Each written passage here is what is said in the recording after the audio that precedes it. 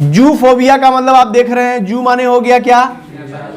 जू माने जानवरों से रिलेटेड, चिड़ियाघर होता है यानी जहां जानवर रहते हैं। तो जिनको जानवरों से, जू यानी एनिमल, एनिमल की फोबिया हो गई आपको, जानवरों से यदि फोबिया हो गई यानी डर और डिसलाइक हो गई तो क्या कहेंगे, जूफोबिया। एंड्रोफोबिया, एंड्रो का मतलब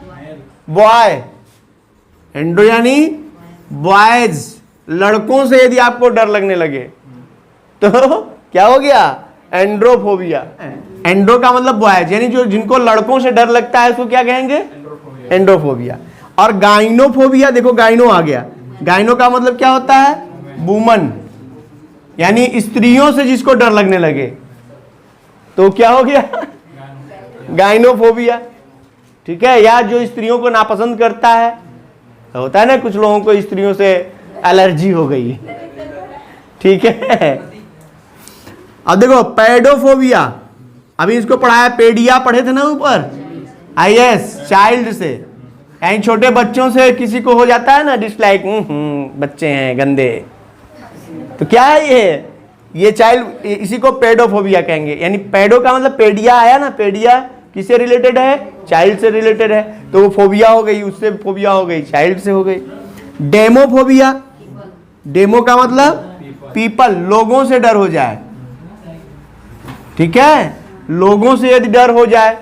तो वहां क्या कहेंगे, डेमोफोबिया। एंथ्रोफोबिया, एंथ्रो का मतलब मैनकाइंड, ऊपर बताए थे, एंथ्रोपोलॉजिस्ट आया था ना, तो वही है मैनकाइंड, यानी मानव जाति से जिसको डर हो गई हो,